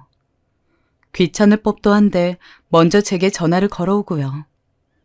남편 복이 없으면 자식 복이 있는 건지 남편은 돈 한 푼 제대로 못 벌어오는 식충이 같은 인간이었지만 우리 아들은 달랐어요. 사실 아들이 그런 아이라는 건 처음 피덩이 같은 이해를 품에 안았을 때부터 알아본 것 같아요. 이 아이가 이춘숙 인생을 구하겠구나. 박복한 내 팔자를 좀 피게 해주겠구나. 그리고 정말 말 그대로 아들은 제 기쁨이자 행복이자 전부가 되었어요. 술을 마신 남편에게 머리채를 잡아 뜯길 때나 남편의 바람기 때문에 속이 썩어 문드러질 때마다 아들의 방긋거리는 미소를 보면 가슴에 응어리가 풀리는 것 같았고 살 것도 같았죠. 그때마다 저는 생각했어요. 그래, 내가 아들 때문이라도 잘 살아야겠다고, 살아봐야겠다고. 어떻게든 이 고된 인생, 더러운 팔자 한번 견뎌봐야겠다고. 하지만 배움도 짧고 기술도 별로 없던 여편네가 뭘 할 수 있었겠어요. 지금이야 여자들이 나가서 일도 하지만 그 시절엔 할 수 있는 일이 별로 없었어요. 남편이 돈은 안 벌어오지, 술 먹고 들어눕는 게 다반사지. 우리 아들 먹여 살리고 대학까지 보내려면 제가 모든 생계를 다 책임져야 했어요. 그래서 하루에 접시를 몇백 개를 닦고 남의 집 식모살이를 했죠. 부잣집 사모님 눈치를 보고 때론 구두발로 맞기도 하고 도둑년으로 몰려 쫓겨나 길거리에서 쭈그려 앉아 울기도 많이 울었어요. 그래도 집에서 절 기다리는 우리 아가를 생각하면 전 뭐든 견뎌낼 수 있었어요. 그렇게 우리 아들은 잘 자라주더니 우리나라에서 가장 똑똑한 사람들만 간다던 대학에 갔고 저는 시골에 남아 계속 그런 아들의 뒷바라지를 했습니다. 아들은 저한테만 내려오면 자기 때문에 엄마가 고생한다 죄스러워했어요. 하지만 전 그때마다 아무 걱정 말고 공부만 하라고 고된 건 제가 하겠다 했죠. 엄마, 뭐라 말해야 할지 너무 고마워요, 엄마. 빨리 정식으로 의사 돼서 엄마 덜 힘들게 할게요. 그럼 우리 아들 걱정 말고 공부만 해. 알겠지? 아들은 대학병원 의사가 된 후에도 제게 꼬박꼬박 연락해오고 집에까지 찾아왔어요. 자식들이 출가를 하면 부모에게 연락 한 통 없는 자식도 있고 덜어는 인연을 끊는 자식도 있다 하지만 우리 아들은 멋진 의사가 된 이후에도 여전히 살갑고 정스러운 아들이었죠. 하지만 제가 이런 정스러운 아들과 사이가 멀어진 건 모두 그 아이 때문이었어요. 지금 생각해봐도 그 아이와는 정말 악연이 틀림없어요. 그 아이를 처음 만난 건 아들이 어느 날 엄마에게 소개해주고 싶은 여자가 있다며 제게 그 아이를 데려온 날이었죠. 그날도 전 아주 뜨거운 햇볕에서 굽은 얼굴로 밭일을 하다 아들이 온다는 소식을 듣고 한달음에 집으로 달려갔어요. 하지만 제가 처음 본 건 아들이 아니었어요.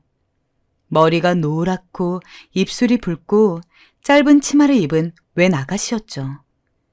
한 달이 건너면 다 아는 동네에서 그런 아가씨를 본 적이 없었기에 전 의아했어요. 대체 누굴까? 서울 사람인가? 하지만 서울 사람이라고 하기에도 좀 뭐랄까? 너무나 교양 없는 여자 같았어요. 우리 아들이 저런 여자만 안 만나면 될 텐데 하고 저는 속으로 생각했죠. 그런데 글쎄 아들이 엄마 하고 저를 부르더니 제게 그 아이가 바로 자기의 애인이라며 결혼할 여자라고 하는 거예요. 전 말 그대로 경악을 했어요. 어째서 저런 여자를 데려온 걸까? 아들을 붙들고 묻고 싶은 심정이었죠. 하지만 아들은 웃으며 그 아이의 손을 잡았고 저는 어쩔 수 없이 그 아이를 집에 들여야 했습니다. 그 아이는 앉자마자 집안을 훑어보더니 싱긋 웃었어요. 그런데 웃는 것도 꼭 여우같이 웃더군요. 그래, 윤재랑은 어떻게 만났니? 소개로 만났어요. 소개? 제 친구요. 아, 그러니까 오빠의 친구가 제 친구였어요. 또 그 아이의 대답은 참 짧고 뭐랄까 가벼웠어요. 어른을 대해본 티가 전혀 나지 않았죠.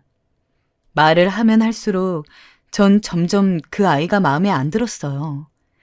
그런데 결정적으로 마음에 안 드는 답변이 나오기 시작했어요. 그렇구나. 대학은 나왔고? 아, 저는 고졸이에요. 고졸이라는 말에 저는 눈이 살짝 뒤집혔습니다. 고졸이라니. 그 아이의 센 노란 머리와 찢어진 청바지가 다시금 눈에 들어왔어요. 우리 아들 수준의 대학이 나와도 이 아이와의 결혼을 허락할까 말까였는데 돈 주고도 대학을 들어가는 요즘 세상에 고졸이라니. 그것도 서울 사람이. 마치 망치로 한 대 머리를 얻어맞은 것 같았죠. 저는 혹시나 하여 집이 어려웠던 거냐 물었어요. 그러자 그 아이는 고개를 절레절레 흔들며 제 딴엔 소신이라 생각하는 말을 하더군요. 왜 대학을 가지 않은 거니? 집이 어려웠던 거니? 아니요. 그냥 제가 원치 않았어요. 고졸이어도 먹고 살 방법은 어디든 다 있더라고요. 딱히 공부에 소질이 있는 것도 아니었고요. 어, 그, 그럼 직장은? 지금 아는 오빠 회사에서 격리로 일하고 있어요. 결혼해서도 일은 계속 꾸준히 할 생각이고요. 아는 오빠 회사에서 격리. 커피나 타고 담배 심부름이나 하는 격리라고?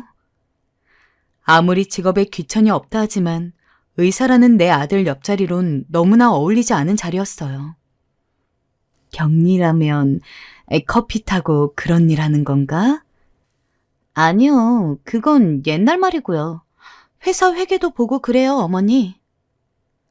어머니라는 말도 듣기가 싫었습니다. 저 붉게 칠한 입에서 어머니라니. 대체 아들은 이런 애를 어찌 처로 맞이할 생각을 한 거지? 어떻게 이런 애랑 애를 낳을 생각을 한 거지? 전 그냥 대놓고 말하기로 했습니다. 미안하지만 난 말 돌려 못한다. 네가 싫다. 엄마. 아들은 놀란 눈으로 절 바라보았습니다. 그 아이 역시 놀란 듯 저를 바라보더군요. 내 아들 나한텐 너무 귀한 아들이야. 사람이란 게 다 제 짝이 있지 않니? 미안한데 넌 내 아들 짝이 아닌 것 같구나. 내 말 너무 섭섭하게 듣지 말아라. 어머니께서 절 마음에 들어하지 않으실 거라 생각은 했어요. 그래도 전 오빠랑 진지하게 만나보고 싶어요. 만약에 허락해주지 않으셔도 저희 관계 계속 이어나갈 거예요. 말리셔도 소용없어요. 말하는 것도 어쩜 저리 당돌한지 정말 더 듣기 싫었죠. 그러더니 그 아이는 아들의 손을 잡고 먼저 가보겠다며 아들을 끌어당겼습니다. 그날 저녁 아들은 제게 전화를 걸어와서 다시 생각해봐달라 말했죠. 그리고 아들은 그 후에도 몇 번이나 절 찾아왔어요. 겉모습이 자유로워 보일 뿐이라며 정말 좋은 사람이니 허락해달라 애걸했죠. 하지만 전 그 아이가 분명 아들의 돈과 직업만 보고 달려든 거라 생각했기에 절대 허락하지 않았죠. 그러나 하늘도 무심하시지. 어느 날 제가 아들의 결혼을 허락할 수밖에 없는 일이 생겨버렸어요. 지금 생각해도 피가 거꾸로 솟구치네요. 바로 그 아이가 임신했다는 거였어요. 그 말을 듣는데 세상이 컴컴해지더니 전 완전히 무너져 버렸어요. 제가 가장 걱정했던 부분이 이 부분이었는데 막상 현실로 닥치니 주룩주룩 눈물마저 나더군요. 전 며느리가 될 그 아이도 싫고 제 아들에게도 섭섭했지만 제 아들의 아이, 손주에게까지 등을 돌릴 수는 없었어요. 그래서 결국 저는 허락했어요. 다만 조건을 내걸었습니다. 제가 아들의 집에서 같이 사는 걸로, 그러면서 손주를 봐주는 걸로. 며느리는 제 제안을 듣자마자 대놓고 인상을 찡그렸지만 제 말에 반박은 하지 못했죠. 그렇게 저는 결국 아들 집으로 들어갔습니다. 하지만 문제는 한 집에 살면서부터였어요.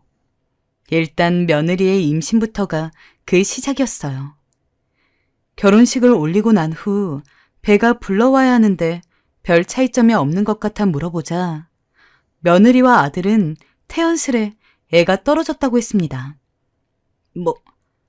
뭐라고? 그게 무슨 말이니? 어머니께서 충격받으실까봐 말씀을 못 드렸어요. 죄송해요. 그래도 아이는 또 가지면 되는 거니 너무 염려 마세요. 지금 니들 이걸 내게 지금 통보랍시고 하는 거니? 솔직히 믿을 수가 없었어요. 임신했다는 말이 거짓말인지 진실인지조차 알 수가 없었죠. 애가 떨어졌단 얘길 저리 태연스럽게 하는 걸 보니 분명 제 허락 받아내려고 꾸며낸 짓 같았죠. 너무 기가 막히고 어이가 없어 아들에게마저 큰 실망을 느꼈지만 그걸 또 거짓말이라고 몰아붙일 수가 없어 저는 그냥 입술을 꼭 깨무는 수밖에 없었습니다. 이건 시작에 불과했어요.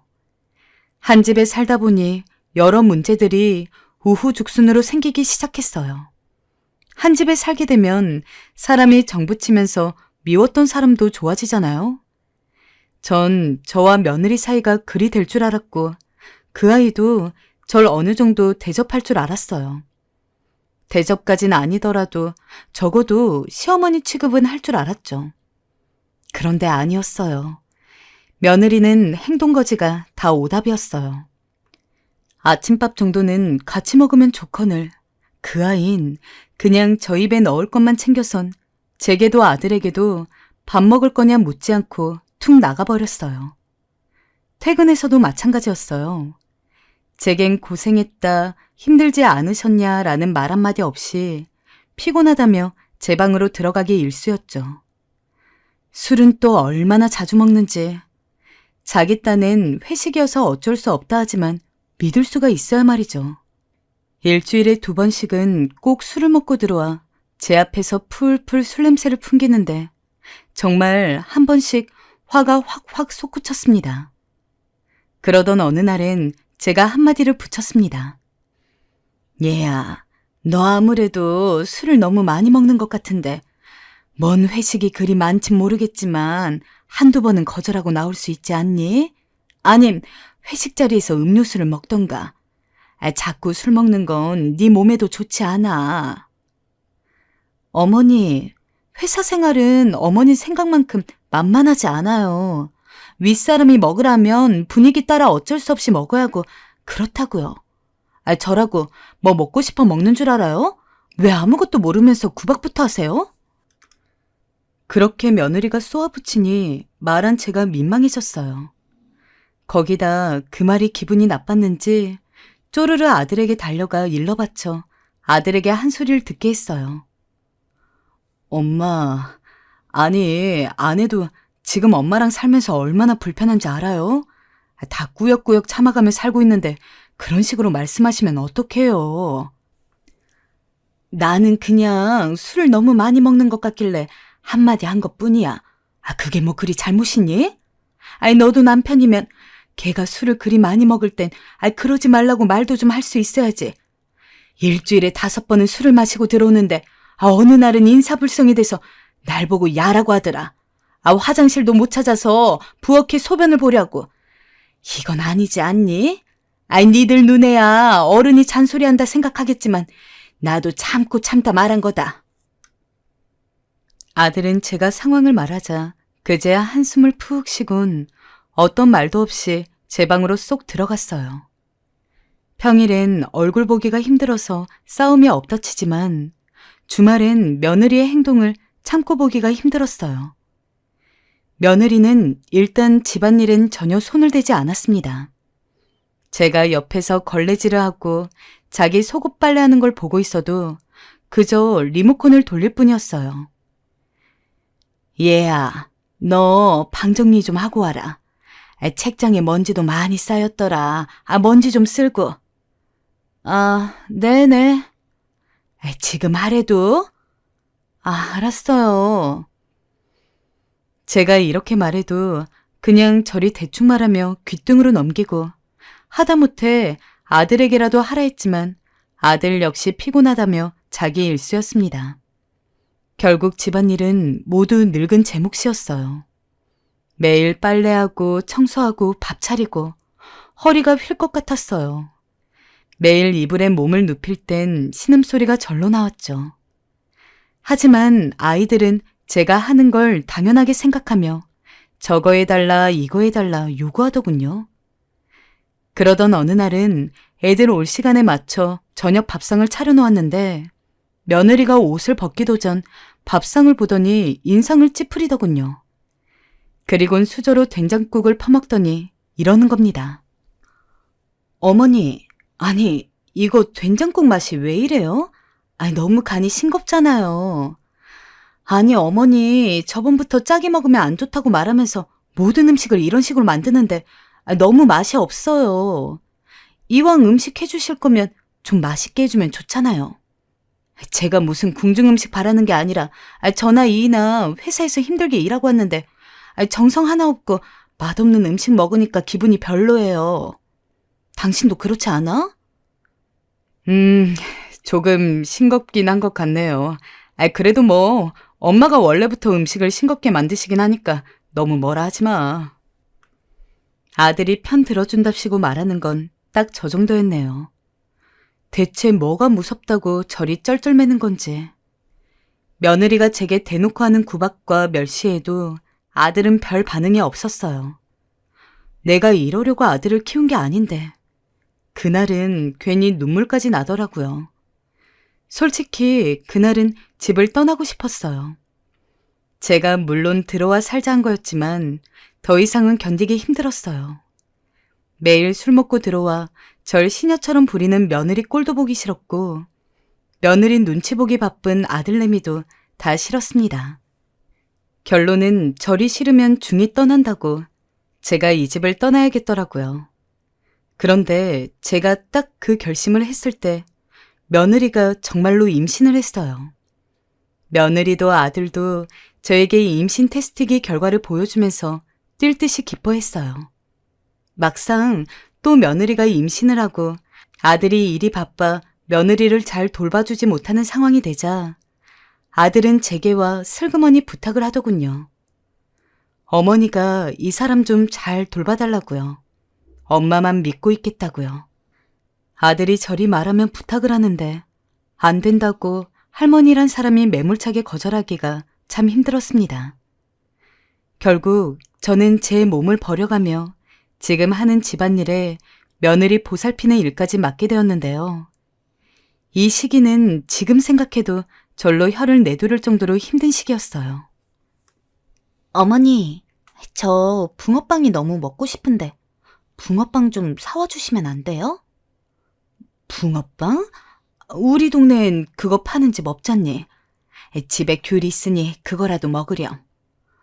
어머니, 지금 제가 먹고 싶다 하는데 그것도 못 해주시는 거예요?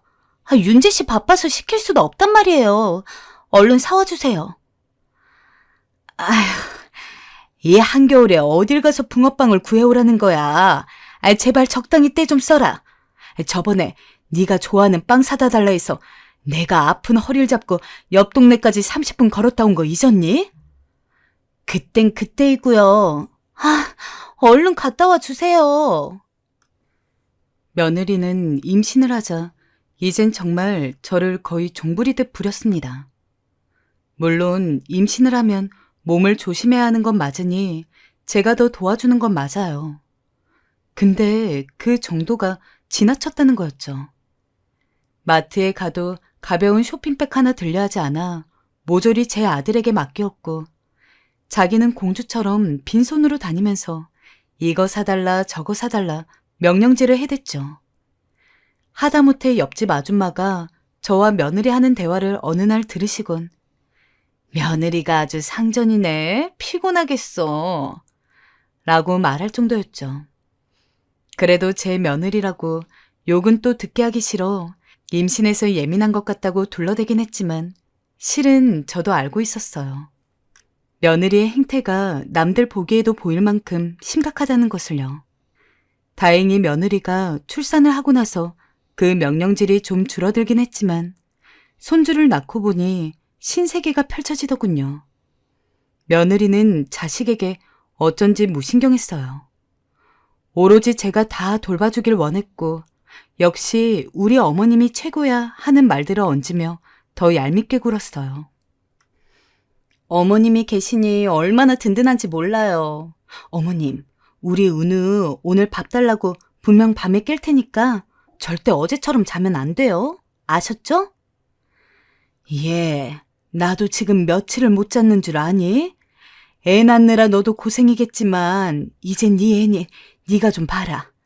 정 힘들면 윤지한테 부탁이라도 하든가.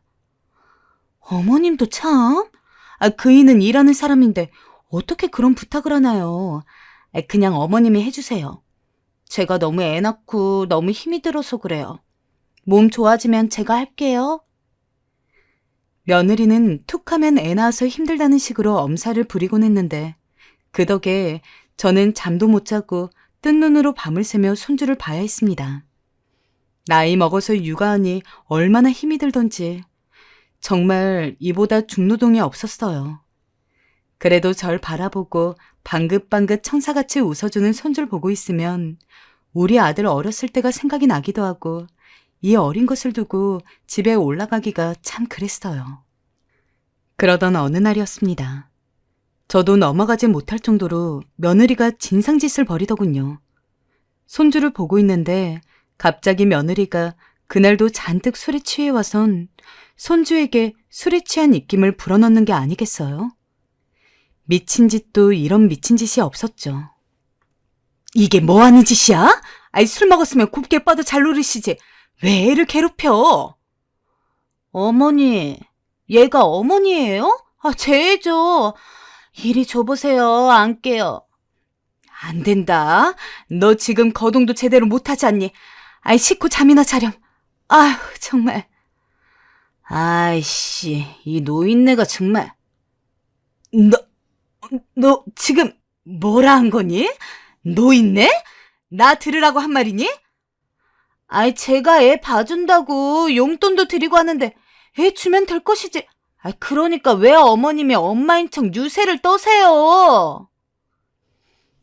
너무 충격을 받아 그 자리에서 얼어붙어 버렸고 손주가 우는 것도 모르고 가만히 있다가 전 그 길로 짐을 싸 집으로 내려갔습니다.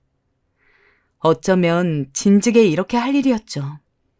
바보처럼 고속버스 안에서 눈물이 주룩주룩 흐르는데 고분고분 며느리에게 당하고만 있던 지난 세월이 너무 더 한스러워지더군요. 자식이 뭐라고, 왜 며느리 하는 짓들을 다 참아가며 살았는지 후회스러웠습니다. 어머님, 죄송해요. 제가 잘못했어요. 말이 너무 심했어요. 어머님, 은우가 어머님만 찾아요. 엄마, 그대로 그냥 가버리시면 어떡해요. 이 사람이 많이 반성하고 있으니 돌아와 주세요. 네? 제가 부탁드릴게요. 이 아이들은 하루가 멀다 하고 전화를 걸어와선 죄송하다 어쩐다 말을 하며 절 괴롭혀댔고 돌아올 것을 부탁했지만 저는 모든 연락을 싸그리 무시했습니다. 그러자 며느리는 독하게도 문자로 옮겨가선 제게 죄송하단 말을 하루에 수십 번씩 하면서 저에 대한 원망인지 모를 것들을 쏟아내기 시작했어요. 손주가 이리 할머니를 찾는데 어쩜 모른 척할 수 있냐. 얼른 도와달라. 그러지 않으면 이혼할 거다. 나중엔 저 말까지 하는데 어이가 없어서 한숨 한 번 쉬곤 그냥 냅둬버렸습니다. 아들 집이 아닌 제 집에 사니 그렇게 마음이 편할 수가 없더라고요. 이젠 집안일에 시달리지 않아도 되고 술 먹는 며느리 안 봐도 되고 괜한 일로 욕먹지 않아도 되고 손주는 보고 싶었다만 그래도 제 몸과 마음이 편하니 새삼 살 것 같았습니다. 하지만 그러던 어느 날 며느리에게서 전화가 걸려왔어요. 받지 않으려 했지만 어머니, 우리 은우 죽어가요. 라는 문자에 너무 놀라 전화를 받고 말았어요. 무슨 일이냐? 어머니, 은우 머리가 불덩여서 병원에 데리고 왔어요. 제가 이희와 은우 데리고 산책을 나갔는데요. 말을 들어보니 며느리는 찬겨울에 옷도 제대로 안 입히고 애를 데리고 나간 모양이었어요. 정말 미칠 노릇이었죠. 저는 버럭 화를 내고 싶었지만 우는 며느리를 붙잡고 따지기도 시간이 아까워 일단은 손자가 있는 병원으로 가게 됐고 거기서 두 사람을 다시 만나게 되었어요. 무려 반년 만이었죠. 며느리는 그대로였지만 특히 아들의 얼굴은 왜인지 모르겠지만 어딘지 정말 아픈 사람처럼 헬쓱해 보였어요. 저는 아이들을 꾸짖고 나선 어떻게 된 건지 자초지종을 듣게 되었는데 역시나 제가 예상한 대로였어요. 그 후 아이들은 자기들이 아무래도 부족한 것 같다며 애보기 얘기를 꺼내었어요. 니들이 애보기에 자신이 없으면 아이 봐주는 사람을 써라. 나는 질려버렸다. 더 거기서 파출부 노릇하고 싶지 않아. 엄마, 파출부 노릇이라뇨. 뭔 그런 말씀을 하세요. 엄마, 지난번엔 저도 일이 너무 바빴고 이 사람도 스트레스가 많아 엄마한테 제대로 못한 거 인정해요. 그런데 지금 저희가 아이 봐주는 사람을 쓰기엔 형편이 안 돼서 그래요. 형편이 안 된다니? 네 의사 월급이 얼마인데 그러니? 그게 사실은요. 엄마 나가시고 새로 병원을 개원했는데 잘 안 돼서 지금 빚만 잔뜩이에요. 빚이라는 말에 머리를 한 대 또 맞은 듯 했습니다. 전혀 모르는 일이었죠. 그제야 아들의 안색이 이해가 되었습니다. 아들은 빚이 꽤 가벼운 금액도 아니라며 피골이 상접한 얼굴로 제게 부탁해왔어요. 엄마, 저도 제가 능력이 있으면 엄마에게 이런 부탁드리지 않을 거예요. 저도 지금 너무 힘이 들어서 그래요. 만약 이 사람이 엄마한테 또 버릇없이 굴거나 하면 제가 단단히 단속할게요. 저는 엄마 편이에요. 아시잖아요. 아들이 빚으로 허덕이며 힘들어하는 모습을 보니 그건 그거대로 마음이 아팠습니다.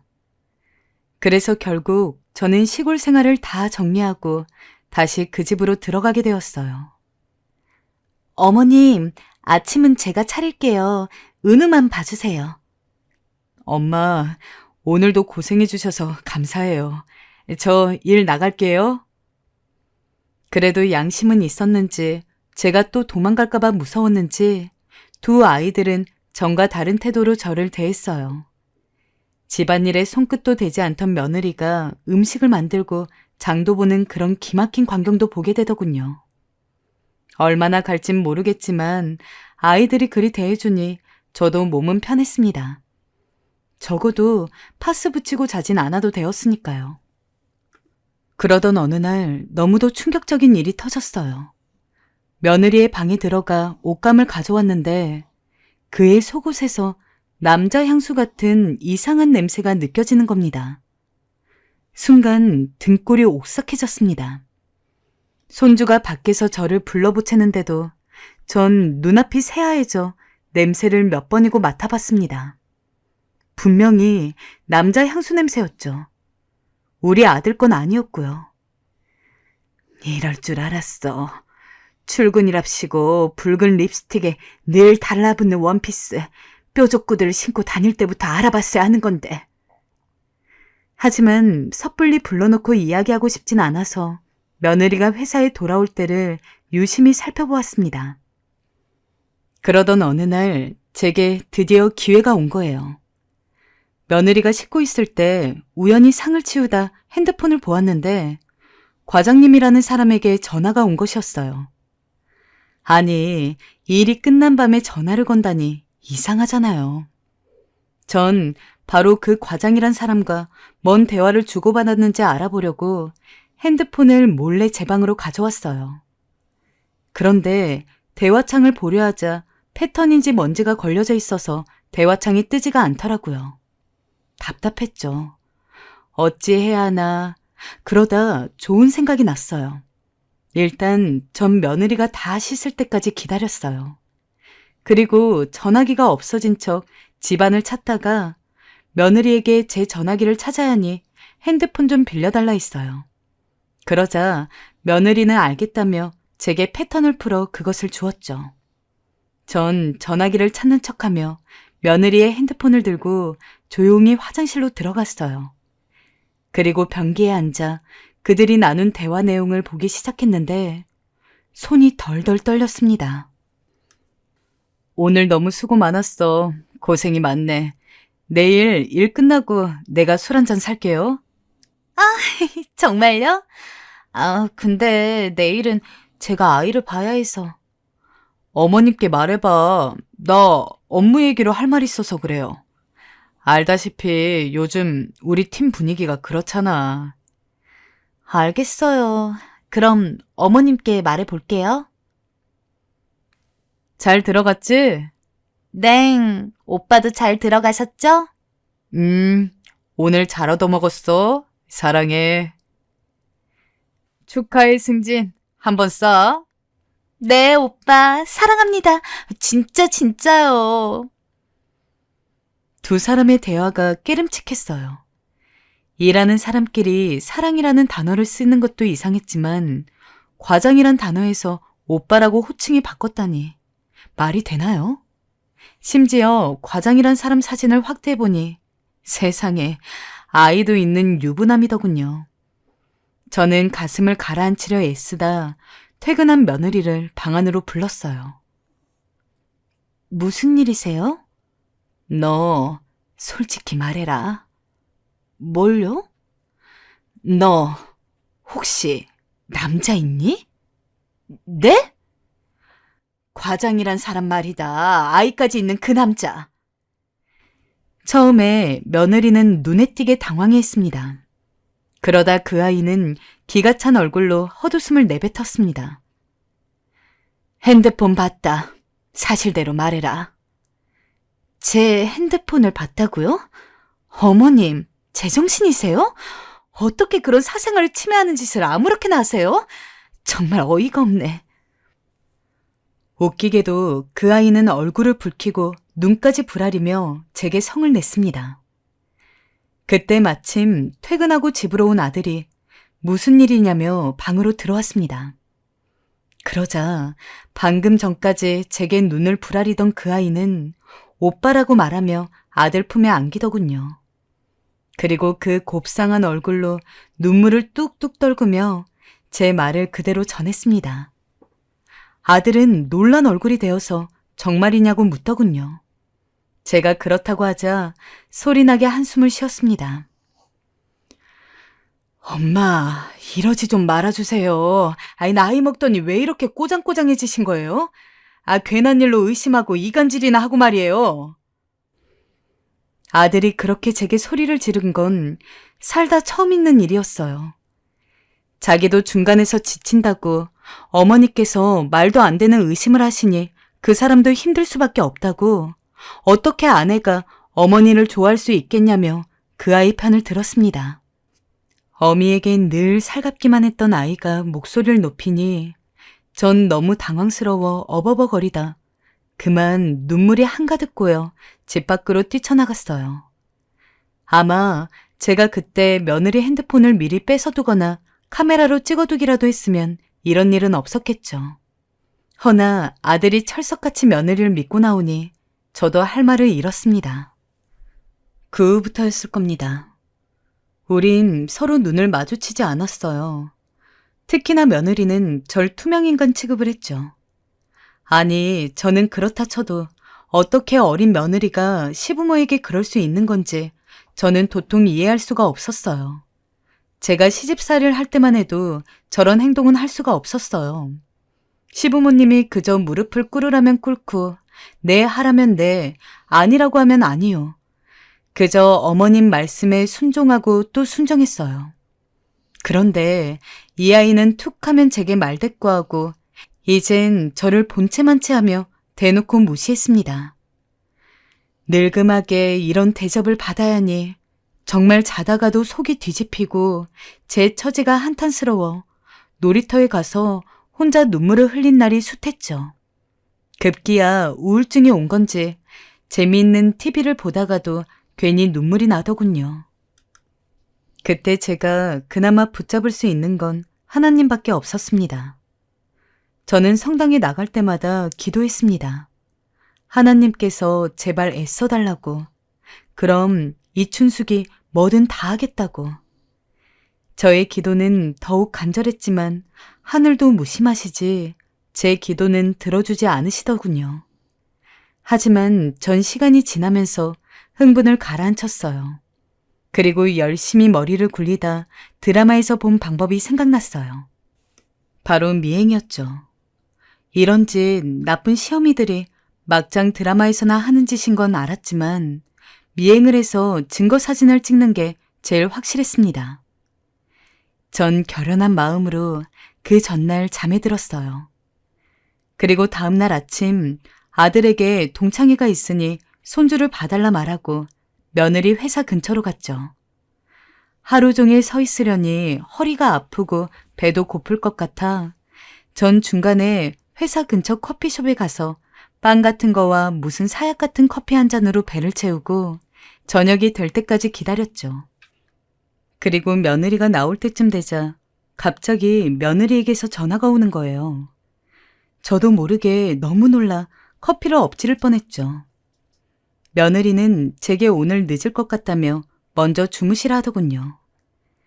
당황스러웠지만 저도 식은땀을 닦으며 태연하게 나도 동창회에 나와 있으니 걱정 말고 놀다 오라 말했어요. 그로부터 10분 후 드디어 며느리의 모습이 보였어요. 짧은 치마를 입고 나오는데 그 옆엔 사진에 봤던 그 애딸린 과장이란 놈이 있더군요. 둘이 뭔 얘기를 그리 재밌게 하는지 며느리의 입은 거의 귀에 걸려 있더라고요. 저는 재빠르게 일어나 컵을 달라 하는 종업원의 말도 무시한 채 그들의 뒤를 따라붙었죠. 놓치면 안 되니까요. 그들은 보기만 해도 아주 으슥한 골목에 위치한 술집으로 들어갔습니다. 저도 한 10분 후 그 술집으로 들어가선 걔네들이 절 절대 볼 수 없는 자리에 앉았어요. 그리고 종업원에게 아무거나 달라 하곤 그 두 사람을 몰래 쳐다보았어요. 처음엔 별일이 일어나지 않더군요.